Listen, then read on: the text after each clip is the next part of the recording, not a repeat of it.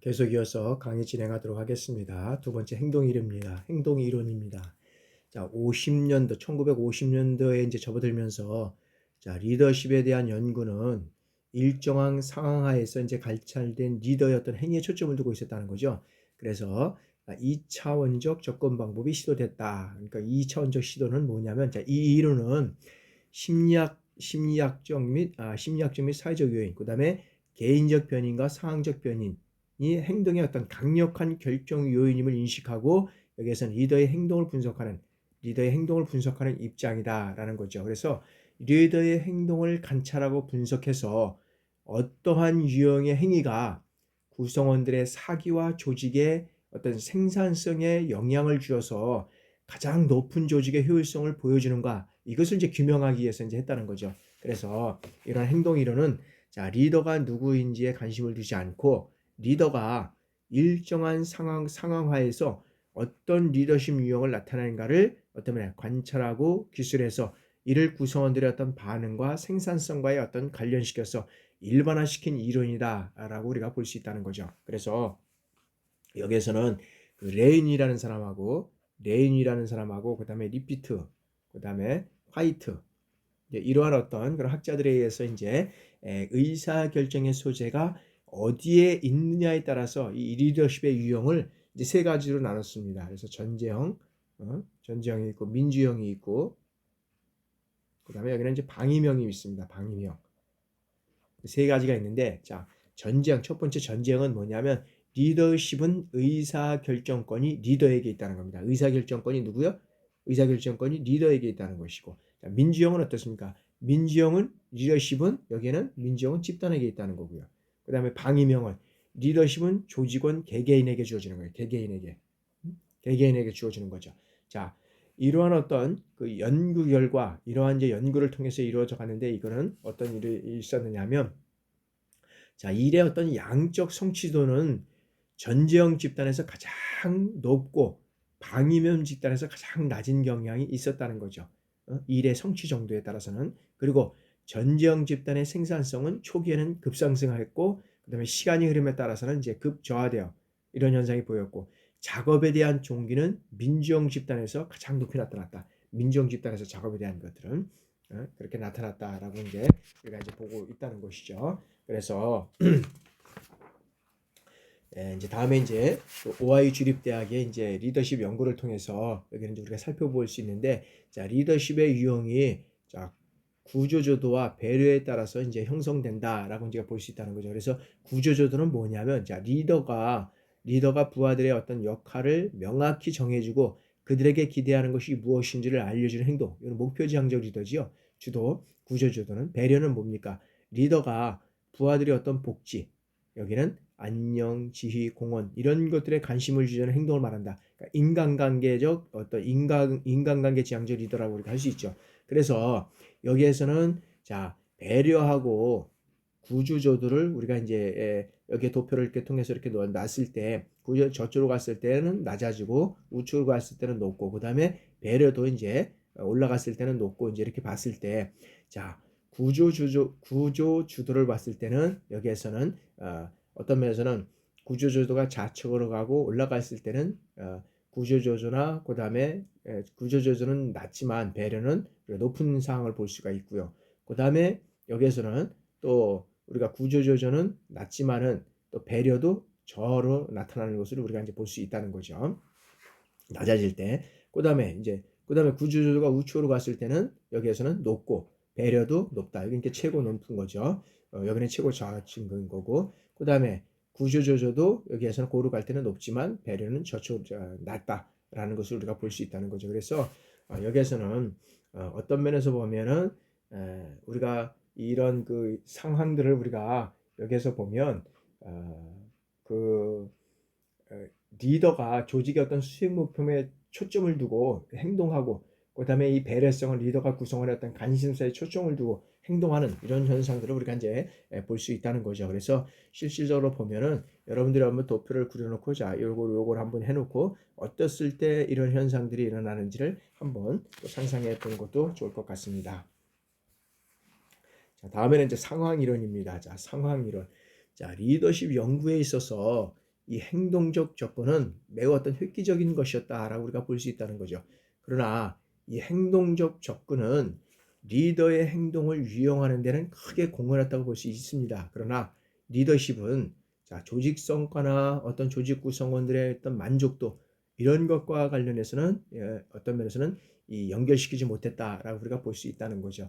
그래서 이런 어떤 제한점을 극복하기 위한 어떤 리더십의 연구에 이제 새로운 대안이 나타나게 되는 것이죠. 그래서 그게 뭐냐면 3차원적 접근 방법인 상황 이론이 우리가 될 수 있다는 거죠. 그래서 이 상황 이론은 어떤 상황에서나 최선의 리더십은 없는 것이다 라고 우리가 볼 수 있다는 거죠. 그리고 상황의 변화에 따라서 리더가 가장 적합한 리더십을 발휘할 때 효과적일 수 있다라고 우리가 볼 수 있다는 거죠. 그래서 여기에는 어떤 면에서 보면은 이제 우리가 3차원적 리더십이 이제 상황 접근이고, 그 다음에 상황 변화에 따라서 리더가 가장 적합한 리더를 발휘할 때 효과적인 리더십에 어떤 일어날 수 있다라고 우리가 이제 볼 수 있다는 거죠. 그래서 자, 리더의 어떤 그런 내면적인 그런 인격적인 어떤 특성보다는 현실적으로 리더가 처해 있는 어떤 사회적 상황, 그 다음에 어떤 조직 구조와 기능, 어떤 집단의 어떤 성격과 목적, 그 다음에 구성원의 어떤 태도와 욕구, 이런 것들을 파악해서 어떤 그것들과의 어떤 리더와의 관계를 밝힘으로써 리더십을 어떤 면에서 보면 이해하는 것이다 라고 우리가 볼 수 있다는 거죠. 따라서 이런 상황 이론에서의 어떤 효과적인 리더십이란 어떤 거냐 하면은, 자, 어느 한 가지 요인에 의해서 설명될 수 없다는 거죠. 그래서 리더의 어떤 개인적인 특성이라든지 행위, 상황 요인, 이것들이 복합적으로 상호작용을 해서 결정된다라고 우리가 볼 수 있다는 것이죠.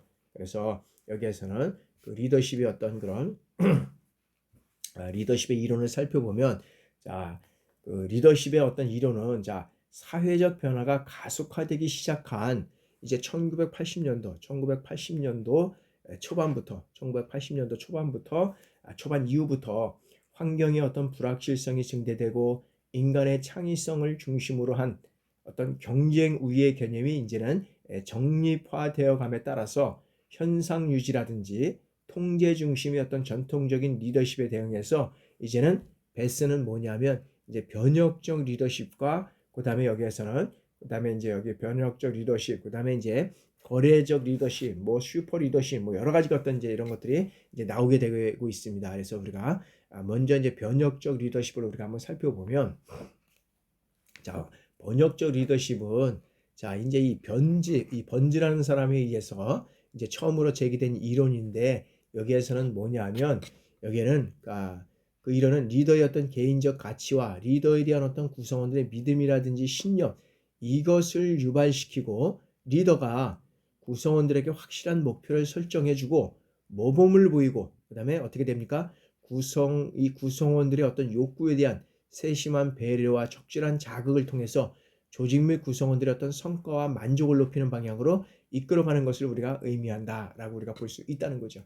그래서 여기에서 보면 어떤 면에서 보면 그 번즈는 이 변화를 지향하는 변화를 지향하는 어떤 리더십은 구성원들을 리더로 변화시키고, 리더들은 어떻게 돼요? 도덕적 행위자로 변화시키는 것이다 라고 얘기를 하고 있다는 거죠. 그리고 베스라는 사람은, 자, 집단의 어떤 보다 높은 목표나 미래의 보다 나은 비전을 위해서 구성원들의 어떤 개인적 사리사욕을 떠나서 구성원들을 개발해서 지적으로, 그 다음에 자극하고 가업에 대한 어떤 영감을 부여시킴으로써 성과를 증대시키는 요인으로 보고 있다는 거죠. 그래서 이 리더는 가업의 결과의 어떤 중요성과 가치를 구성원에게 더 깊이 인식시키고, 그 다음에 어떤 조직이나 집단을 위해서 구성원 자신들의 관심을 어떤 초월하도록, 그러니까 구성원들의 보다 높은 차원의 욕구를 활성화시킴으로써 구성원들의 변화를 시킬 수 있는 것이다 라고 우리가 볼 수 있다는 거죠. 그래서 그 어떤 변혁적 리더십은 구성하냐면, 자, 구성원들의 어떤 가치 체계와 신념 체계, 이거를 변화시킴으로써 조직이나 집단의 어떤 성과를 어떻게 돼요? 증대시키려는 리더의 유형을 우리가 여기서 볼 수 있다라고 얘기할 수 있고요. 그다음에 이제 거래적 리더십은 뭐냐면, 자, 거래적 리더십이라는 것은 그 행위의 어떤 주된 내용은 뭐냐면 리더와 구성원 간의 어떤 교환 또는 거래로 설명되고 있다는 거죠. 그래서 리더와 구성원 관계의 관계를 성과와 보상으로 서로 거래하는 유형으로 보고 있다는 것입니다. 그러므로 인해서 획기적인 개선 조치를 주저하게 되고 어떻게 됩니까? 왜? 거래와 성과 이걸 관계가 돼 있다 보니까 주저하게 되고 그다음에 발생하는 여러 문제점에 대해서 근본적인 조치를 강구하기보다는 어떻게 됩니까? 임기응변식으로만 이 조치를 취하고 있다라고 우리가 볼 수 있다는 거죠. 그래서 이 구성원들의 어떤 개인적인 보상이 기대되는 부분에만 이에 타산적으로 이 관심을 표명해서 자율적이고 적극적인 참여를 하지 않는 이러한 어떤 모순이 있다라고 우리가 볼 수 있다는 거죠. 그래서 최근에 이제 리더십 이론이니까 이런 어떤 리더십의 유형들을 통해서 우리가 한번 살펴보도록 하도록 하겠습니다. 그래서 리더십의 어떤 이론에 대해서 여러분들이 한번 설명을 하고 쓸 수 있는 그런 것들을 한번 보도록 하겠습니다. 거래력 리더십. 그다음에 이제 이런 리더십이 어떻게 이제 변해가고 있느냐면 이제는 셀프 리더십으로서 이제 또 오고 있죠. 자, 셀프 리더십으로서는 이제 첫 번째는 이 셀프 리더십은 뭐냐면 스스로, 그죠? 이 스스로 어떤 면에서는 리드하는 데 필요한 행동이나 사고와 관련된 여러 가지 어떤 것들을 얘기를 할 수 있다. 그래서 셀프 리더십은 가업과 관련된 행동을 함으로써 얻는 내재적 보상을 강조하고 있다라고 우리가 볼 수 있다는 거죠. 그래서 자기 관리는 가업 기준에 맞춰서 가업을 어떻게 달성하는가에 관한 것이라고 한다 그러면 이 셀프 리더십은 가업을 달성하기 위해서 무엇을 왜 그리고 어떻게 해야 하는가에 관심을 두고 있다는 거죠. 그래서 이제 셀프 리더십은 여러 가지 어떤 그런 것들을 우리가 설명할 수 있는데 첫 번째는 이제 행동 중심 전략이다. 행동 중심 전략에는 뭐냐면 자, 이 관리자와 종업원들이 어렵고 그다음에 하고 싶지 않지만 반드시 해야 하는 가업을 수행함에 있어서 스스로를 리드하도록 돕는 것으로 구체적인 전략으로서는 뭐가 있느냐면 자기 성찰, 자기 관찰, 그리고 스스로 목표 설정, 그다음에 실마리에 의한 관리, 리허설, 자기 보상, 자기 비판 이런 것들을 통해서 여기에서는 행동 중심 리더십을 이뤄가고 있다라고 우리가 볼 수 있다는 거죠. 그래서 반드시 해야 할 가업을 수행함에 있어서 리더가 어떤 면에서는 구체적으로 해야 되는 전략이 뭐냐? 여기서부터는 자기 성찰서부터 쭉 자기 비판까지 얘기를 하고 있고요. 자, 인지 중심 전략이다. 인지 중심 전략은 뭐냐면 자, 정보를 인식하고 처리하는 방식이 어떻게 돼요? 셀프 리더십에 상당한 영향을 미친다라고 우리가 볼 수 있다는 거죠. 그래서 일에서 자연적 보상을 추구하고 그다음에 자연적 보상에 어떤 사고에 초점을 맞추고 효율적인 어떤 사고 패턴을 확립하는 어떤 요소로서 구성되어 있다라고 우리가 볼 수 있다는 거죠. 자, 다음에는 이제 슈퍼 리더십입니다. 슈퍼 리더십. 자, 이 슈퍼 리더십은 뭐하냐면 자, 이 종업원들을 스스로 어떤 실행 목표를 설정하고 그다음에 자기 평가에 따라서 적극적이고 소극적으로 반응하기 때문에 어떻게 돼요? 만족스러운 리더십 효과를 얻으려면 리더는 사람들의 어떤 스스로에게 영향을 미치는 방법을 파악해서 그것을 효과적으로 활용해 나가야 한다는 거죠. 그래서 이 종업원의 내면에 잠재되어 있는 이 셀프 리더십을 이끌어내기 위해서 어떻게 됩니까? 슈퍼 리더십이 필요하다는 거죠. 그래서 이 슈퍼 리더십은 뭐냐면 자, 부하들 스스로 자신을 리드할 수 있는 이 역량과 기술을 갖도록 하는 것을 어떤 리더의 역할로 규정하고 있다는 겁니다. 그래서 슈퍼 리더십은 뭐하냐면 부하들 스스로를 리드해 나갈 수 있도록 리드하는 사람이다 라고 우리가 정의할 수 있다는 거죠. 그래서 슈퍼 리더십은 하급자들이 스스로 리더가 될 수 있도록 가르치고 이끄는 이 과정이다라고 우리가 할 수 있다는 거죠. 그래서 여기에서는 이 슈퍼 리더는 이 보상과 질책을 능숙하게 이용할 수 있어야 한다는 겁니다. 왜? 왜 그렇죠? 이 부하들이 이 독창성을 발휘하거나 그다음에 자기 설정 목표, 그다음에 자기 성찰, 자기 보상 이러한 것들을 어떤 셀프 리더십 전략들을 효율적으로 이용했을 때 무엇이 주어지나요? 적절한 보상이 주어져야 한다는 것입니다. 그래서 셀프 리더로서의 발전시키려는 이 목표와 균형을 이루어야 한다는 거죠. 그래서 역동적인 셀프 리더가 되고자 하는 이 부하들에게 적절한 어떤 설비와 자원, 그다음에 사회적 어떤 기술적 시스템 이런 것들이 어떤 설계가 되어야 되고 필요한 어떤 가업이라든지 셀프 리더십 기술, 그다음에 자신들의 어떤 잠재력을 발휘할 수 있는 충분한 재량권 이런 것들이 어떤 요소들이 지원해 줘야 한다라는 거죠. 그래서 여기서는 이제 이런 어떤 셀프 리더십을 통해서 여기에서는 어떤 개개인의 어떤 그런 리더십 육성에 초점을 맞추는 이러한 방식들이 이루어져 가야 된다라고 우리가 볼 수 있는 것이고요. 그다음에 이제 청소년 지도 리더십의 원칙이다. 청소년 지도 리더십의 원칙은 자 리더란 뭐냐? 청소년 리더십은 뭐냐? 자 청소년의 어떤 그런 가업 발달, 이 발달 가업 속에서 이해되어야 한다는 거죠. 뭐냐면 자 청소년기에는 이 청소년기에는 청소년이라는 어떤 그 준거의 속에서 청소년의 어떤 리더십 개발이 다뤄져야 한다는 겁니다. 따라서 청소년기의 어떤 리더십 개발이 의미 있는 것이 되도록 하기 위해서는 뭐냐면 청소년의 발달 가업 중에서 청소년의 어떤 그런 이상이라든지 어떤 독립에 대한 요구, 자아 형성 이런 것들이 반드시 고려되어야 된다라는 것이요. 그래서 이런 어떤 청소년이라든지 성인이라든지 상관없이 어떻게 됩니까? 스스로 생각하는 사람, 그 다음에 자신의 생각과 느낌을 타인에게 전달하는 사람, 그 다음에 자신이 가지고 있는 신념을 타인에게 이해시키고 이해에 따라서 행동할 수 있도록 도와주는 사람이라고 우리가 청소년기의 어떤 리더를 규정하고 있습니다. 그러면 리더는 어떤 윤리적 및 사회적 책임 형태로 다른 사람에게 영향력을 끼치는 사람이라고 우리가 말을 할 수 있다라고 볼 수 있다는 거죠. 그래서 여기에서 보면 자 리더는 여기에서는 어떤 면에서 보면 이제 리더십이라는 여기에서는 육체적 감각 기능으로서의 가장 잘 어떤 면에서 보면 기술된다라고 우리가 볼 수 있고요. 그다음에 여기는 생각, 에너지, 창의성 이런 것들을 공유하는 욕구를 우리가 또 얘기를 할 수 있고요. 그리고 개인적인 불안정 상태가 아니라 여기에는 장애물이 될 수는 없다라고 우리가 볼 수 있다는 것이고, 그다음에 리더가 된다는 것은 리더십 가업을 어떤 이 가업을 파업을 행하고 리더가 되었을 때 어떤 모든 인간의 어떤 본능을 신뢰하는 것을 우리가 의미한다라고 우리가 볼 수 있다는 거죠. 그래서 리더십을 이러한 방식으로 정의하는 것은 왜 그러냐면 청소년과 성인이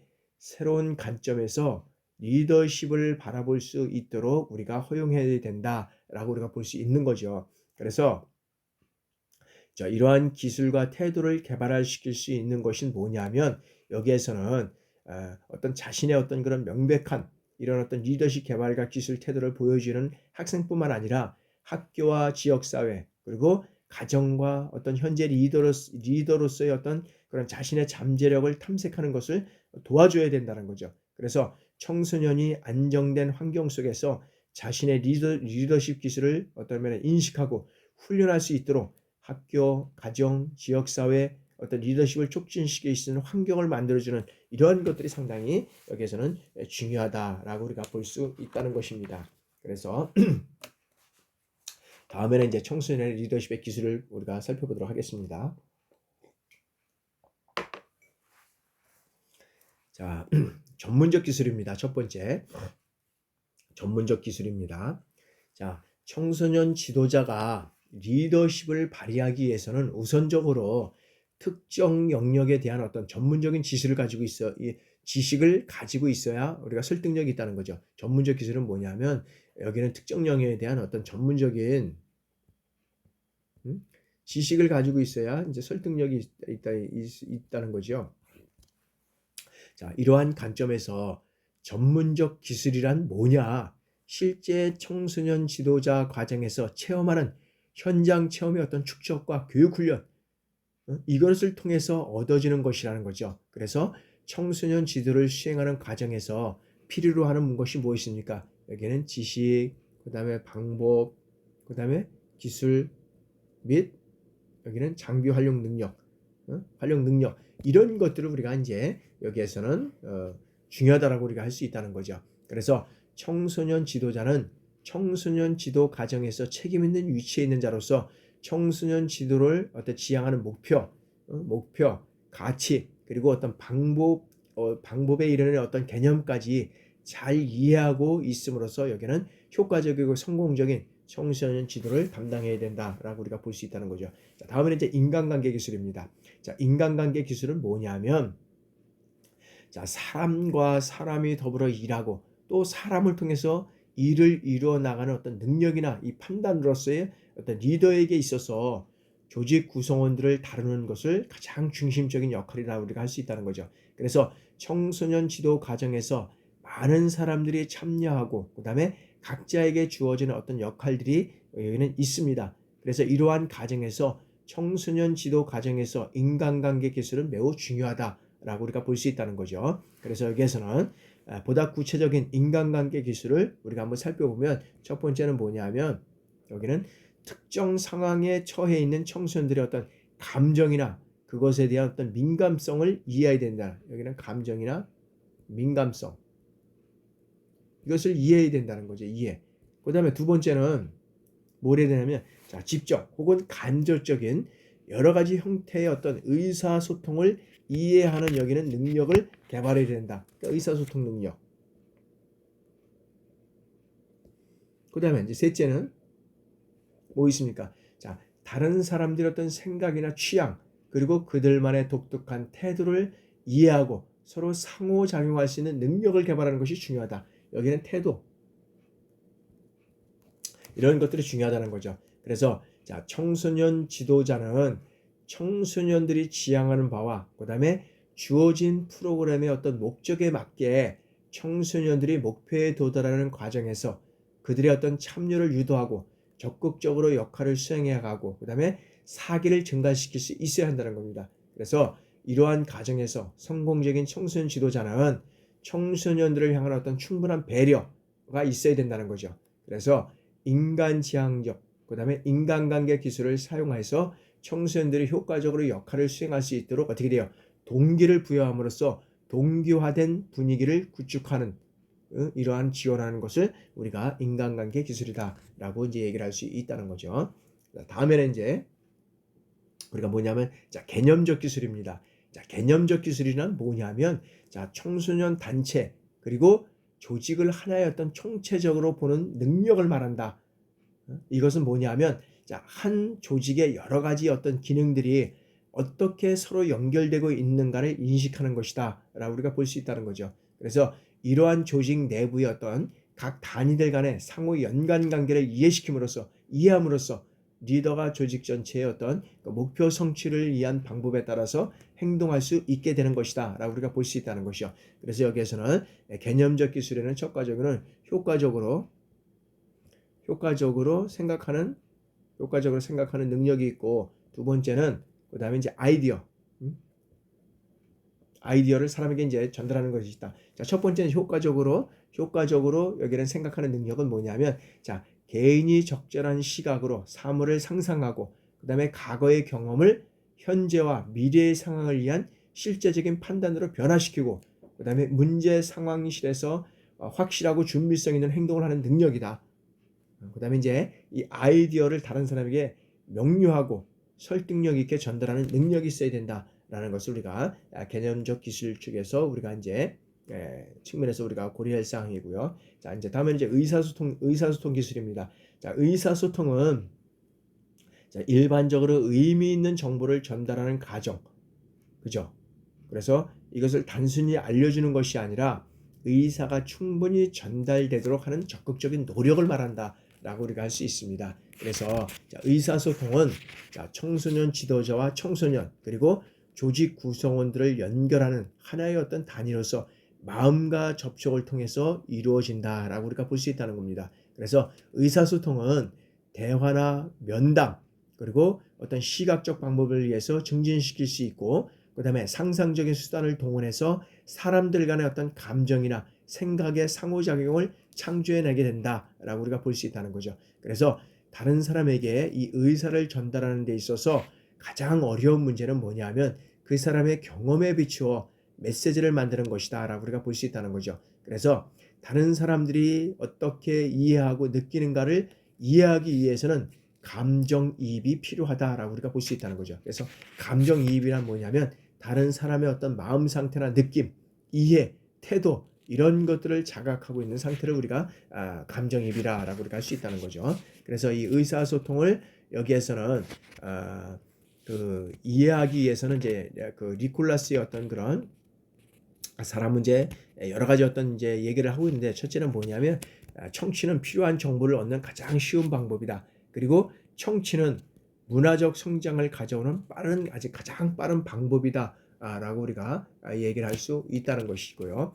그 다음에 이 청취는 사회적 성숙을 이룩하는 확실한 어떤 경로이다 라고 우리가 볼 수 있다는 거죠. 그래서 리더가 목표를 따라 여행할 수 있는 가장 확실한 길은 어떤 그의 길을 여는 것이다 라고 우리가 이제 할 수 있다는 것입니다. 그래서 의사소통 기술을 향상하는 가장 효과적인 방법을 이해하면서 듣는 능력을 개발하는 것이 무엇보다 중요하다라고 우리가 볼 수 있다는 거죠. 그래서 여기에서는 이제 그 청취를 또 얘기를 할 수 있고요. 자, 다음에는 이제 의사결정 기술입니다. 의사결정 기술. 자, 의사결정 기술은 뭐냐면 이 사실을 수집하고 분석하고 그 다음에 이 대안들 사이에서 이제 뭐냐면 최적안을 선택하는 능력. 다시 의사결정 기술은 여러 가지 어떤 사실을 수집하고 분석하고 대안들 사이에서 최적안을 선택을 해서 여기에서 선택하는 능력을 우리가 의사결정 기술이다라고 우리가 볼 수 있다는 거죠. 그래서 의사결정 자체는 많은 사람들의 어떤 그들의 관심 있는 자료를 수집하고 해석해서 얻은 어떤 작업의 결과라고 우리가 볼 수 있다는 거죠. 그래서 리더는 어떻게 돼요? 합리적인 의사결정을 여기는 합리적인 의사결정이 되도록 정보의 흐름을 통제할 수 있는 이 자신의 방법을 선택해서 의사결정을 여기에서는 내려야 한다라고 우리가 볼 수 있다는 것입니다. 그래서 이번 주 세 번째 이 그 3장에서는 여러 가지 어떤 청소년의 어떤 리더십 지도를 통해서 우리가 알아봤는데, 자, 청소년들은 그 청소년 시기에 가장 중요한 가치관이 정립되는 시기다. 그래서 청소년들의 어떤 리더십의 어떤 이론이라든지 원칙, 기술 이런 것들을 잘 접목시켜서 성인으로서 성장해가는 그런 어떤 역할을 해야 된다라고 우리가 볼 수 있다는 거죠. 그래서 청소년기에 그런 역할들을 해나가지 않는다 그러면 여기에서는 여러 가지 어떤 그런 어려운 그런 상황들이 일어날 수 있다는 거죠. 그래서 여기서 청소년들의 어떤 그런 어떤 부정적인 어떤 그런 긍정적이고 부정적인 리더십을 발휘할 수 있는데, 여기에서는 긍정적인 것은 어떤 면에서 보면 자기 존중감, 그 다음에 어떤 비행 및 위험의 행동에 예방을 하고 성공적인 성인기로서의 이행을 하게 되는데 어떤 바람직한 그런 어떤 리더십이 된다고 했잖아요. 근데 부정적인 리더십이 된다 그러면 어떻게 되겠죠? 여러 가지 어떤 그런 사회의 어떤 그런 리더로서의 어떤 그런 역할을 해나가지 못하게 된다는 거죠. 그래서 여러 가지 어떤 거는 학교에 대해서 여러 가지 어떤 그런 자퇴라든지, 그다음에 어떤 그런 마약, 그다음에 어떤 그런 여러 가지 어떤 그런 부정적인 요소를 통해서 사회에 이런 어떤 요소들이 많이 또 투입이 돼야 된다라는 것을 우리가 볼 수 있다는 거죠. 그래서 청소년 지도의 어떤 리더십이 또 중요한 요소를 우리가 작용할 수 있다라고 우리가 볼 수 있습니다. 지금까지 여러분들 제가 이제 오미크론에 감염이 되고 양성 반응이 나와서 목이 또 고르지 못한 상태에서 여러분들한테 강의 듣느냐고 수고 많이 하셨습니다. 무엇보다 여러분들한테 건강에 조심하고, 제가 이 오미크론에 감염이 되다 보니까 목이 너무 아프고 또 머리도 띵하고 이런 상태가 지속되는 것 같습니다. 그래서 제가 오미크론에 걸리기 전에 다른 사람한테 물어봤더니만 목이 많이 아팠고 그 다음에 머리가 띵하고 어떤 그런 자기의 어떤 기본적인 그런 어떤 여러 가지 어떤 상황들이 컨디션이 한 7, 80% 정도밖에 안 된다. 그래서 한 20, 30%는 좀 아직도 못 끌어오고 있는 상태다라고 이런 얘기를 하고 있더라고요. 그래서 여러분들 될 수 있으면 감염되지 않고 양성 반응이 나오지 않도록 여러분들 관리를 잘 해주시기 바랍니다. 지금까지 여러분들 강의 듣느냐고 수고했습니다. 감사합니다. 다음 주에 뵙겠습니다.